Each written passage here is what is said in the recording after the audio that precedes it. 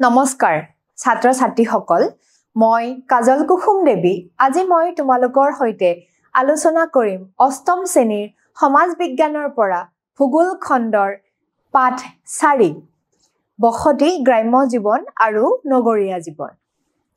এই পাঠটোৰ আমি আজি প্ৰথম অংশটো আলোচনা কৰিম আজিৰ ভিডিঅ'টোত তোমালোকে কি জানিব পাৰিবা এবাৰ চাই লোৱা প্ৰথমতে গ্ৰাম্য বসতিত মানুহৰ জীৱন ধাৰণৰ বৈশিষ্ট্য গ্ৰাম্য বসতিত মানুহৰ জীৱন ধাৰণৰ বৈশিষ্ট্য ইতিমধ্যে আমি এই সম্পৰ্কে আলোচনা কৰিছিলো পাঠ 3ত গ্ৰাম্য বসতি আৰু নগৰীয়া বসতিৰ বৈশিষ্ট্যৰ ওপৰত এই 4 নম্বৰ পাঠটোতো তোমালোকে প্ৰায় একেখিনি কথাকে জানিবলৈ পাৰিবা দ্বিতীয়তে নগৰীয়া বসতিত জীৱন ধাৰণৰ বৈশিষ্ট্য আৰু নগৰ অঞ্চলত বা নগৰত বসবাস কৰা মানুহৰ জীৱন ধাৰণৰ বৈশিষ্ট্যনো কেনেকুৱা ধৰণৰ এই সম্পৰ্কও আমি আলোচনা কৰিম এতিয়া তোমালোকৰ নিশ্চয় মনত আছে যে আমি পাইছিলো বসতিক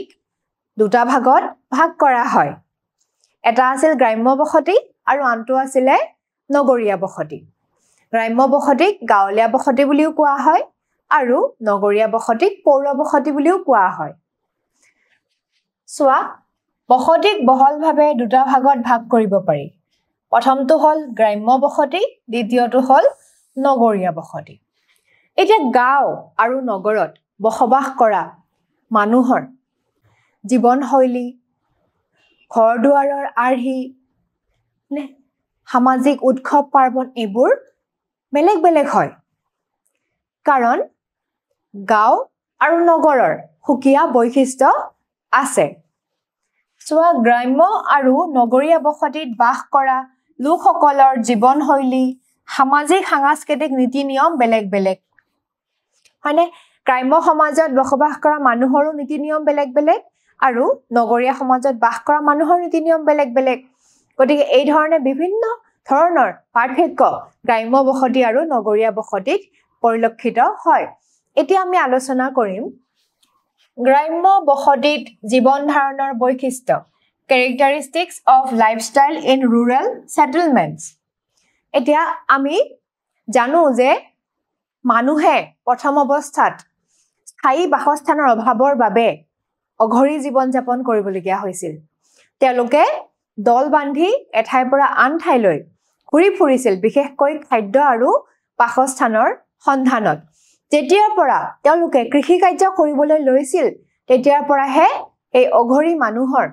স্থায়ী বসতি আৰম্ভ হৈছিল এই কৃষি কাৰ্যই মানুহৰ স্থায়ী বসতিৰ প্ৰধান কাৰণ আছিল সো মানুহৰ অঘৰী জীৱনৰ আমূল পৰিৱৰ্তন ঘটিছিল কৃষি কাৰ্য আৰম্ভ হোৱাৰ লগে লগে অৰ্থাৎ কৃষি কাৰ্যক কেন্দ্ৰ কৰি মানুহে স্থায়ীভাৱে বসবাস কৰি গাঁৱৰ সৃষ্টি কৰিবলৈ আৰম্ভ কৰে সাধাৰণতে গ্ৰাম্য বসতি অঞ্চলৰ প্ৰায় 70% বা ততোধিক মানুহ কৃষি কাৰ্যত নিয়োজিত হৈ থাকে গ্ৰাম্য বসতিত বা গাঁৱৰ বেছিভাগ মানুহে শতকৰা 70% মানুহে খেতিৰ লগত জড়িত কৃষিৰ লগত জড়িত তেওঁলোকে প্ৰাথমিক খণ্ডৰ বৃত্তিসমূহৰ লগত জড়িত হৈ থাকে কৃষিৰ উপৰিও পশুপালন বনজ সম্পদৰ সংগ্ৰহ এই ধৰণৰ বৃত্তিসমূহৰ লগত তেওঁলোক বিশেষকৈ জড়িত হৈ থাকে এটা সোৱা যে আমাৰ অসমৰ গ্ৰামাঞ্চলৰ মানুহে কিনো খেতি কৰে প্ৰথমতে সোৱা ধান মৰাপাট সৰিয়হ তিল মাহ বিভিন্ন ধৰণৰ শাক-পাচলি এইবোৰ ধান হৈছে অসমৰ প্ৰধান শস্য গতিকে ধানৰ উৎপাদন অসমত বেছিকৈ হয় তাৰ উপৰিও মৰাপাট তিল মাহ কুঁহিয়াৰ এই ধৰণৰ সৰিয়হ এইসমূহৰো খেতি কৰা হয় এটা খেতিৰ উপৰিও গাঁৱৰ মানুহে জীৱিকা নিৰ্বাহ কৰে কিদৰে বাৰু সোৱা মাছ ধৰা হাঁহ কুকুৰা পালন পোহনীয়া জীৱ-জন্তু সৰু সুৰা ব্যৱসায় চাকৰি আদিৰ জৰিয়তে এতিয়া কৃষিৰ লগত যদিও 70% মানুহেই জড়িত হৈ আছে তাৰ উপৰিও তেওঁলোকে আন কিছুমান কাৰ্যৰ দ্বাৰা জীৱিকা নিৰ্বাহ কৰে তাৰ ভিতৰত মীন পালন হয়নে মাছ ধৰা কাৰ্য ইয়াৰ উপৰি পশুপালন হাঁহ কুকুৰা পালন হয়নে তাৰ পাছত চোৱা পোহনীয়া জীৱ-জন্তু সৰু সুৰা ব্যৱসায় সৰু সুৰা যিবোৰ ব্যৱসায় সেইবোৰ কৰিও গাঁৱৰ মানুহে জীৱিকা নিৰ্বাহ কৰে আৰু চৰকাৰী চাকৰি আৰু কিছুমানৰ চৰকাৰী চাকৰি কৰিও জীৱিকা নিৰ্বাহ কৰা দেখা যায় এতিয়া চোৱা অসমৰ কৃষি কাৰ্য প্ৰকৃতিৰ ওপৰত নিৰ্ভৰশীল কৃষি ক্ষেত্ৰত প্ৰযুক্তিৰ প্ৰয়োগ ইয়াত এতিয়াও সীমিত হয়নে অসমৰ কৃষি কাৰ্য কিহৰ ওপৰত নিৰ্ভৰশীল প্ৰকৃতিৰ ওপৰত কাৰণ খেতিৰ কাৰণে বৰষুণৰো দৰকাৰ ৰ'দৰো দৰকাৰ হয়নে গতিকে সেইবোৰৰ বাবে মানুহে কিহৰ ওপৰত নিৰ্ভৰশীল বাৰু প্ৰকৃতিৰ ওপৰত নিৰ্ভৰশীল আৰু অসমত এতিয়াও প্ৰযুক্তিৰ ব্যৱহাৰ এই যে উন্নত মানদণ্ডৰ প্ৰযুক্তি এইসমূহৰ ব্যৱহাৰ কৃষি ক্ষেত্ৰত এতিয়াও যথেষ্ট সীমিত হৈ আছে এতিয়াও অসমত প্ৰযুক্তিবিদ্যা বা আধুনিক যিবোৰ উৎপাদন প্ৰণালী তাৰ প্ৰয়োগ এতিয়াও বহুত কম দেখা যায় তাৰ পিছত চোৱা গাঁৱে ভূঞে কৃষিৰ আধাৰত বিভিন্ন ধৰ্মীয় অনুষ্ঠান উৎসৱ পাৰ্বণ আদিৰ আয়োজন কৰে এনে ধৰণৰ উৎসৱ পাৰ্বণ আৰু ধৰ্মীয় অনুষ্ঠান আদি গ্ৰাম্য জীৱনৰ লগত সংলগ্ন হৈ আছে এতিয়া কৃষিৰ আধাৰত বিভিন্ন ধৰণৰ উৎসৱ পাৰ্বণ যেনে আমাৰ অসমৰ জাতীয় উৎসৱ বিহু কৃষিৰ আধাৰতে কৃষিৰ ওপৰতে আধাৰিত বহাগ বিহু চোৱা বহাগ বিহুৰ সময়ত কি হয় খেতি পথাৰৰ আৰম্ভণি হয় শস্যৰ সেইখিনি সময়ত শস্য সিঁচাৰ আৰম্ভণি হয় ঠিক তেনেকৈ আমি যদি চাওঁ মাঘ বিহুৰ সময়ত কি কৰে বাৰু শস্য চপোৱা হয় আকৌ কাতি বিহুৰ সময়ত কি কৰে শস্যৰ মংগলৰ কাৰণে শস্যৰ শ্ৰীবৃদ্ধি হ'বৰ কাৰণে খেতি পথাৰত চাকি জ্বলোৱা হয় গতিকে অসমৰ যি উৎসৱ বিহু জাতীয় উৎসৱ হেয়াও কৃষিৰ ওপৰতে আধাৰিত তাৰ উপৰিও আমি যদি সম্পূৰ্ণ ভাৰতবৰ্ষৰ কথা চাওঁ ভাৰতবৰ্ষতো এনেকুৱা কিছুমান উৎসৱ আছে কিছুমান ৰাজ্যত যিবোৰ কৃষিৰ ওপৰত আধাৰিত যেনে তোমালোকে নিশ্চয় শুনিছা বৈশাখী বুলি পঞ্জাৱত পালন কৰা হয় হেয়াও কৃষিৰ লগতে আধাৰিত তাৰ উপৰিও তামিলনাডুত পালন কৰা হয় পোংগল কেৰেলাত ওনাম এই সকলোবোৰ উৎসৱ কৃষিৰ ওপৰত আধাৰিত তাৰ উপৰিও মকৰ সংক্ৰান্তি আমাৰ অসমত যেতিয়া মাঘ বিহুৰ পালন কৰা হয় তেতিয়া আৰু হেয়াও কৃষিৰ ওপৰতে আধাৰিত গতিকে এই ধৰণে গাঁৱে ভূঞে হয়নে বা বিভিন্ন আন ৰাজ্যসমূহতো অসমতে নহয় আন ৰাজ্যসমূহতো কৃষিৰ ওপৰত আধাৰিত বিভিন্ন উৎসৱ কি কৰা হয় আয়োজন কৰা হয় সো গাঁৱৰ মানুহে সাধাৰণতে কিছুমান সামাজিক নীতি নিয়ম আৰু পৰম্পৰা মানি চলে তেওঁলোকৰ মাজত নিজৰ বুলি ভবা অনুভৱ মৰম আৰু যত্ন ভাতৃত্ববোধ সমন্বয় অতি শক্তিশালী এতিয়া গাঁৱৰ মানুহৰ মাজত কিছুমান নিৰ্দিষ্ট নীতি নিয়ম অতীজৰে পৰা চলি অহা ৰীতি নীতি পৰম্পৰা এইবোৰ তেওঁলোকে মানি চলা দেখা যায় আৰু এই গাঁৱৰ মানুহবোৰৰ মাজত একতা ভাতৃত্ববোধ সহযোগিতা আত্মীয়তা ভাৱ বিশেষকৈ আমি ভাৱ বুলি যাক কয় এইসমূহ অধিক দেখা যায় তেওঁলোকৰ মাজত মিলাপ্ৰীতি বেছি বিভিন্ন পৰিয়ালৰ মাজত থকা সম্পৰ্কই গাঁওবাসীক একত্ৰিত কৰাত সহায় কৰে যিহেতুকে তেওঁলোকৰ মাজত মিলাপ্ৰীতি অধিক গতিকে তেওঁলোকৰ সকলোকে গাঁওবাসীক এই গুণসমূহে একত্ৰিত কৰি ৰখাত বা মিলাপ্ৰীতি কৰি ৰখাত সহায় কৰে এতিয়া চোৱা খেতিৰ বাবে বিভিন্ন সঁজুলিৰ লগত দৈনন্দিন ব্যৱহাৰৰ বস্তুৰ নিজৰ মাজত আদান প্ৰদান কৰে এই গাঁৱৰ মানুহে খেতি পথাৰৰ খেতিৰ সঁজুলিটো আদান প্ৰদান কৰে তাৰ উপৰিও তোমালোকে নিশ্চয় দেখিছা এখন ঘৰত গাঁৱৰ যি সামগ্ৰী আছে সেই সামগ্ৰীৰ আধা আগতেও ওচৰৰ ঘৰখনতো দিয়ে হয়নে সামগ্ৰীৰ বা বিভিন্ন ধৰণৰ শস্য পাচলিৰো আদান প্ৰদান কৰা দেখা যায় এই ধৰণে তেওঁলোকৰ মাজত মিলাপ্ৰীতি হয়নে সহযোগিতা বৰ্তি থাকে সামাজিক অনুষ্ঠান নামঘৰ মছজিদ গীৰ্জা ক্লাব আদিত এখন গাঁৱত বিদ্যমান জনসাধাৰণৰ মাজত উদ্ভৱ হোৱা যিকোনো সংঘাত বা সমস্যা মুকলি আলোচনাৰ জৰিয়তে সমাধান কৰা হয় আৰু গাঁৱত বেছিভাগ গাঁৱতেই অসমৰ নামঘৰ মছজিদ গীৰ্জা থাকে মানে সকলো ধৰ্মৰ মানুহে মিলাপ্ৰীতিকৈ বসবাস কৰা দেখা যায় একতাৰ ভাৱেৰে বসবাস কৰা দেখা যায় আৰু কি হয় জনসাধাৰণৰ মাজত যিবোৰ সমস্যাৰ উদ্ভৱ হয় সেই সমস্যাসমূহ তেওঁলোকে কেনেদৰে সমাধান কৰে মুকলিকৈ আলোচনাৰ জৰিয়তে যদি সেই গাঁওখনত কোনোবা জ্যেষ্ঠ মানুহ আছে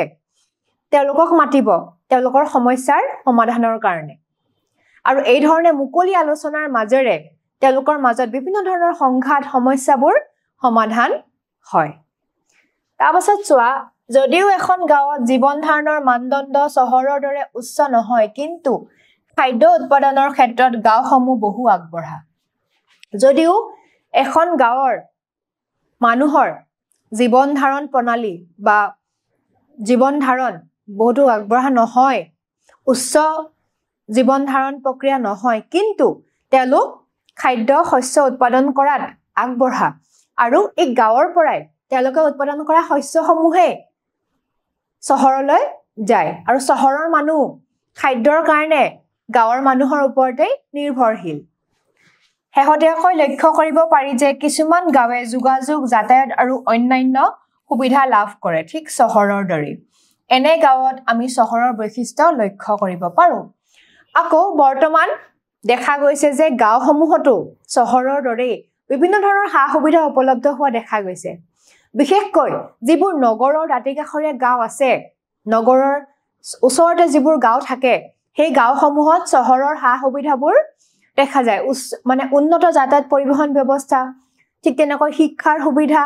এইসমূহ সুবিধাও দেখা যায় গতিকে সেই গাঁওবোৰত চহৰৰ বৈশিষ্ট্যই পৰিলক্ষিত হয় আৰু এই ধৰণে কি হয় এটা সময়ত গৈ সেই গাঁওবোৰো নগৰীকৰণ হয় বা চহৰলৈ ৰূপান্তৰ হোৱা দেখা যায় এইবাৰ আমি আলোচনা কৰিম নগৰীয়া জীৱন ধাৰণৰ বৈশিষ্ট্য অৰ্থাৎ characteristics of lifestyle in urban settlement এতিয়া নগৰীয়া সমাজৰ বৈশিষ্ট্য নগৰীয়া মানুহবোৰ বিশেষকৈ কিহৰ ওপৰত নিৰ্ভৰ কৰি জীৱন নিৰ্বাহ কৰে উদ্যোগ ব্যৱসায় হয়নে বাণিজ্য চাকৰি মুঠতে বিভিন্ন ধৰণৰ দ্বিতীয়ক তৃতীয়ক আৰু প্ৰাথমিক বৃত্তিৰ লগত তেওঁলোক জড়িত আৰু নগৰত জনবসতি ঘন হোৱা দেখা যায় কাৰণ বিভিন্ন সা-সুবিধাৰ উপস্থিতিৰ বাবে এতিয়া চোৱা নগৰীয়া বসতি সাধাৰণতে ব্যৱসায় বাণিজ্য শিল্প উদ্যোগ আদিক কেন্দ্ৰ কৰি গঢ় লৈ উঠে নগৰত প্ৰায় ৭৫% বা ততোধিক লোকে উদ্যোগ বাণিজ্য আৰু বিভিন্ন সেৱামূলক কাৰ্যৰ লগত জড়িত হৈ জীৱন নিৰ্বাহ কৰে গতিকে নগৰত বাস কৰা প্ৰায় ৭০% বা তাতকৈ অধিক লোকে কিহৰ ওপৰত নিৰ্ভৰ কৰি জীৱিকা অৰ্জন কৰে উদ্যোগ ব্যৱসায় বাণিজ্য এই ধৰণৰ কাৰ্যৰ লগত জড়িত হয় তেওঁলোক তাৰ উপৰিও চোৱা কি হয় বিভিন্ন সেৱামূলক কাৰ্য অৰ্থাৎ চিকিৎসা শিক্ষা বেংক সেৱা এইসমূহ সেৱাৰ লগতো তেওঁলোক জড়িত আৰু এইদৰে তেওঁলোকে জীৱন নিৰ্বাহ কৰে এতিয়া চোৱা নগৰৰ কেন্দ্ৰীয় অঞ্চলটো ব্যৱসায় বাণিজ্যৰ কেন্দ্ৰবিন্দু নগৰৰ যিটো একদম কেন্দ্ৰস্থল সেইটোৱে ব্যৱসায় বাণিজ্যৰ প্ৰাণ কেন্দ্ৰ স্বৰূপ কেন্দ্ৰবিন্দু স্বৰূপ নগৰৰ সেই অঞ্চলটোতে আন বিভিন্ন ধৰণৰ সা-সুবিধাসমূহৰ উপলব্ধতা দেখা যায় সেইকাৰণে সেই ঠাইখিনিক কি বুলি কোৱা হয় নগৰৰ কেন্দ্ৰীয় অঞ্চল তাতেই সকলো সুবিধা গঢ় লৈ উঠে চোৱা ইয়াত বেংক পাইকাৰী আৰু খুচুৰা বিক্ৰী কেন্দ্ৰ বিভিন্ন প্ৰকাৰৰ ব্যৱসায়িক প্ৰতিষ্ঠান আদি থাকে আৰু নগৰৰ কেন্দ্ৰৰ আশে-পাশে বিভিন্ন ধৰণৰ কাৰ্যালয় শিক্ষানুষ্ঠান উদ্যোগ আদি গঢ়ি উঠে এতিয়া এই নগৰৰ যিটো কেন্দ্ৰীয় অঞ্চল যিটো নগৰৰ কেন্দ্ৰ প্ৰাণ কেন্দ্ৰ স্বৰূপ তাৰ ওচৰে পাজৰে উদ্যোগ শিক্ষানুষ্ঠান বেংক সেৱা বিভিন্ন ধৰণৰ হোলসেল ৰিটেইল মাৰ্কেটবোৰ আন বিভিন্ন ব্যৱসায় বাণিজ্য বজাৰ এইসমূহ গঢ় লৈ উঠে তাৰপিছত চোৱা এই অনুষ্ঠানবোৰৰ লগত নগৰৰ মানুহৰ জীৱিকা আৰু বিভিন্ন কাম-কাজ সংযুক্ত হৈ থাকে আৰু সেই নগৰৰ কেন্দ্ৰীয় অঞ্চলত যিবোৰ সা-সুবিধা গঢ়ি উঠে তাতে কি নগৰীয়া মানুহবোৰে হেবৰতে কাম কৰি কি কৰে জীৱিকা নিৰ্বাহ কৰে আৰু নগৰত যিমানে জনসংখ্যা বৃদ্ধি হয় সিমানেই ঠাইৰ নাটনি হয় মানে যিমানে জনসংখ্যা বাঢ়ি যায় নগৰৰ বিভিন্ন সা-সুবিধাসমূহৰ কাৰণে গাঁৱৰ পৰা বিভিন্ন মানুহৰ প্ৰব্ৰজন হয় ফলত কি হয় সেই ঠাইডোখৰত জনসংখ্যা বাঢ়ি যাবলৈ ধৰে আৰু জনসংখ্যা বাঢ়িলে বিভিন্ন সমস্যাৰ সৃষ্টি হয় তাৰ ভিতৰত ভূমিৰ নাটনি হয়নে পানীৰ সমস্যা অপৰাধমূলক কাম-কাজ এই ধৰণৰ সমস্যাসমূহ বাঢ়ি যাবলৈ ধৰে জনসংখ্যা বৃদ্ধিৰ ফলত নগৰত সকলো ধৰণৰ প্ৰয়োজনীয় সামগ্ৰীৰ চাহিদা বৃদ্ধি পায় ফলত কিছুমান বস্তুৰ দামো বাঢ়ে আৰু যেতিয়া জনসংখ্যা বাঢ়িব তেতিয়া মানুহক বস্তুৰ বেছিকৈ প্ৰয়োজন হ'ব মাটিৰ প্ৰয়োজন হ'ব আন ধৰণৰ কাম আন বস্তুসমূহৰো প্ৰয়োজন হ'ব গতিকে সেই বস্তুসমূহৰ চাহিদা বাঢ়ি যায় আৰু লগে লগে কি হয় মূল্য বৃদ্ধি হ'বলৈ ধৰে যেতিয়াই চাহিদা বাঢ়ি যায় তেতিয়া সেই বস্তুটোৰ মূল্য বৃদ্ধি হয় অধিক উপাৰ্জনৰ স্বাৰ্থত নগৰীয়া মানুহে বিভিন্ন কাম-কাজত ব্যস্ত থাকিবলৈ বাধ্য হয় নগৰত শিক্ষা চিকিৎসা আদিৰ সা-সুবিধা বেছি যাতায়াতৰ ব্যৱস্থাও সুচল হয়নে নগৰত বিভিন্ন ধৰণৰ সা-সুবিধাবোৰ বেছি শিক্ষা স্বাস্থ্য তাৰ উপৰিও নিয়োগৰ সুবিধা নিয়োগৰ ক্ষেত্ৰত সেইকাৰণে মানুহৰ প্ৰব্ৰজন হয় নিয়োগৰ বাবে বিশেষকৈ ইয়াত নিয়োগৰ পৰিসৰ বেছি কাৰণ কিয় শিক্ষানুষ্ঠান উদ্যোগ ৰাজহুৱা ব্যক্তিগত কাৰ্যালয় আদি ক'ত অৱস্থিত বেছিভাগ নগৰতে অৱস্থিত গতিকে নগৰত কি হয় মানুহৰ প্ৰব্ৰজন বেছি হয় কাৰণ ইয়াত নিয়োগৰ সুবিধা আছে ইয়াত উদ্যোগ আছে কল কাৰখানা আছে শিক্ষানুষ্ঠান আছে আন বিভিন্ন ব্যৱসায়িক বা চৰকাৰী ব্যক্তিগত কাৰ্যালয় আছে গতিকে এই সমূহত কাম কৰাৰ কাৰণে কি হয় মানুহৰ প্ৰব্ৰজন হয় এতিয়া চোৱা চহৰসমূহত স্থানীয় প্ৰশাসন আছে পৌৰ নিগম নগৰপালিকা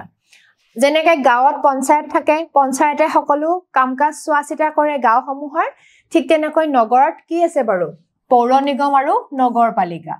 আৰু এওঁলোকে নগৰীয়া বসতি যাতায়াত পৰিবহণ আদি পৰিচালনা কৰে আৰু এই প্ৰশাসনীয় ব্যৱস্থাসমূহে নগৰৰ যাতায়াত পৰিবহণ নগৰীয়া বসতি এইসমূহ পৰিচালনা কৰে তাৰ উপৰিও নগৰত আন বিভিন্ন ধৰণৰ সুবিধা পোৱা যায় মনোৰঞ্জনৰ কাৰণেও বিভিন্ন সুবিধা আছে নাটঘৰ অৰ্থাৎ নাটঘৰে থিয়েটাৰ হলৰ কথা বুজাইছে কথা ছবি ঘৰ মানে চিনেমা হলৰ কথা কৈছে চিৰিয়াখানা উদ্যান ক্ৰীড়া খেলপথাৰ গতিকে এই ধৰণৰ সুবিধাসমূহ ক'ত বেছি নগৰত বেছি তোমালোকে নিশ্চয় গ্ৰাম্য আৰু নগৰীয়া সমাজৰ বৈশিষ্ট্য বুজি পালা এতিয়া তাৰ ওপৰত ভিত্তি কৰি আজিৰ প্ৰশ্নকেইটালৈ আগবাঢ়ো প্ৰথম প্ৰশ্নটো চোৱা গ্ৰাম্য বসতিৰ কৃষি কাৰ্যত উন্নত প্ৰণালীৰ প্ৰয়োগ অপচন এ সীমিত অপচন বি অসীম আমি পাইছিলো যে গ্ৰাম্য সমাজত কৃষি কাৰ্য প্ৰকৃতিৰ ওপৰত নিৰ্ভৰশীল আছিল আৰু ইয়াৰ কৃষিত প্ৰযুক্তিবিদ্যাৰ প্ৰয়োগ সীমিত আছিল নে অসীম আছিল মনত আছে তোমালোকৰ উত্তৰটো হ'ব সীমিত এতিয়াও যথেষ্ট কম এবাৰ দ্বিতীয় প্ৰশ্নটো চোৱা নগৰীয়া বসতি সাধাৰণতে ব্যৱসায় বাণিজ্য শিল্প উদ্যোগ আদি কেন্দ্ৰ কৰি গঢ় লৈ উঠে হয়নে নহয় নগৰীয়া বসতি ব্যৱসায় বাণিজ্য উদ্যোগ আদি কেন্দ্ৰ কৰি গঢ় লৈ উঠে এইটো কি হ'ব এইটো শুদ্ধ হ'ব এবাৰ তৃতীয় প্ৰশ্নটো চোৱা নগৰীয়া অঞ্চলত নিয়োগৰ সুবিধা বেছি হোৱাৰ এটা কাৰণ নগৰত যে নিয়োগৰ সুবিধা বেছি বিভিন্ন ধৰণৰ সা-সুবিধাসমূহৰ কাৰণে এতিয়া তাৰ পৰা এটা কাৰণ লিখিব দিছে কি হ'ব এটা কাৰণ আমি লিখিম উদ্যোগ নগৰত যেহেতুকে উদ্যোগ বেছি আছে গতিকে ইয়াত নিয়োগৰ সুবিধা বেছি তাৰ উপৰিও আন বহুতো আছে আমি পাইছিলো কল কাৰখানা শিক্ষানুষ্ঠান ব্যক্তিগত ৰাজহুৱা কাৰ্যালয় এসমূহো হ'ব নিশ্চয় তোমালোক আজিৰ ভিডিঅ'টোৰ পৰা উপকৃত হৈছা আজিলৈ ইমানেই পৰৱৰ্তী ভিডিঅ'ত পুনৰ লগ পাম ধন্যবাদ